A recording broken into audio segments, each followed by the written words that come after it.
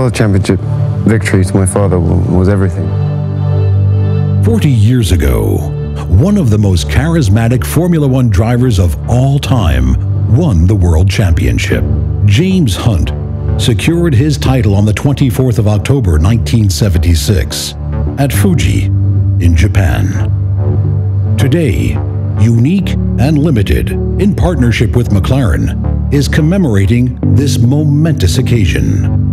The season did all end in Japan, goes without saying. I think our emotions and how we felt all came out then, and you know, and the rest is history. 40 years on, I could still get emotional. It had its own story. And funnily enough, it was kind of in keeping with the rest of the year, which had been very topsy-turvy, up and down, win some, lose some. He's heading for the championship, no he's not. Lauda's having an accident, he's out of it, no he's not. And so this was a continuation, if you like, of that drama that we'd had right from the start. So Japan was not what you would call a classic motor race because of the truly appalling conditions, but it was nonetheless a hugely significant event in motor racing history. For the Japanese Grand Prix, I can only try and imagine how he felt, but we all know he's no secret he suffered from extreme nerves before any race. I think mostly those nerves were due to fear, you know, of hurting himself rather than, you know, pressure. But I imagine that race, he was probably having to work very hard to keep championship out of his mind. You know, he had just very much to focus on the race. But also fear would have been huge because the conditions were so bad. It was so wet, there was rivers running across the track. So I imagine that would have been the majority of his focus. Would have been, yeah, trying to stay alive.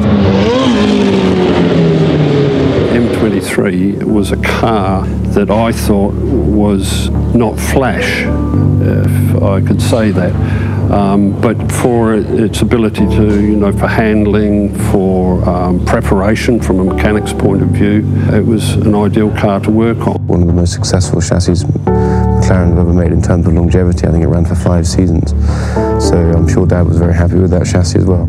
I always remember Ken Tyrrell coming up to Teddy Mayer and saying, we may not have the flashiest cars in Formula One, but they do the business. And that was very true. What made Dad so great? Well, as a driver, I think it was his sheer determination, his courage.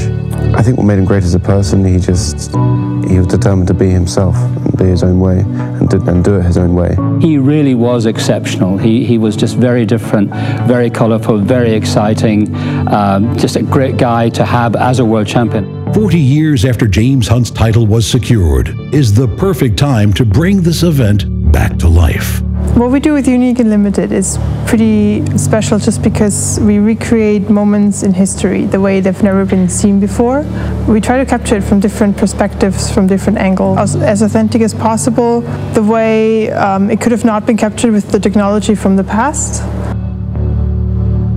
After hours of conceptual development and pre-production, a movie-style shoot takes place. And who better to play the part of James Hunt than his own son, Freddie?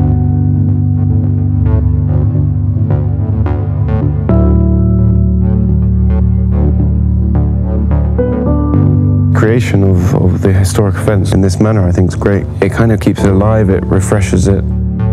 The model of M23 was the most difficult model that we have ever created. We spent over 3 months of modeling the car, just the car itself, and actually we were after details, and we didn't have many references for the engine part that was visible. That made this project very difficult. After well over 1,600 man-hours, the artwork is almost ready. The concept for the picture from the very beginning was to create a hero shot of a James Hunt on the finish line. Significant thing about the race was weather.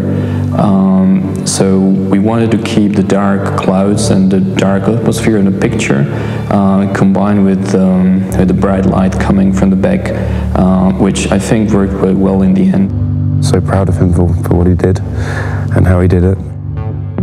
Throughout his whole career, since a teenager, he was always hunting for victory.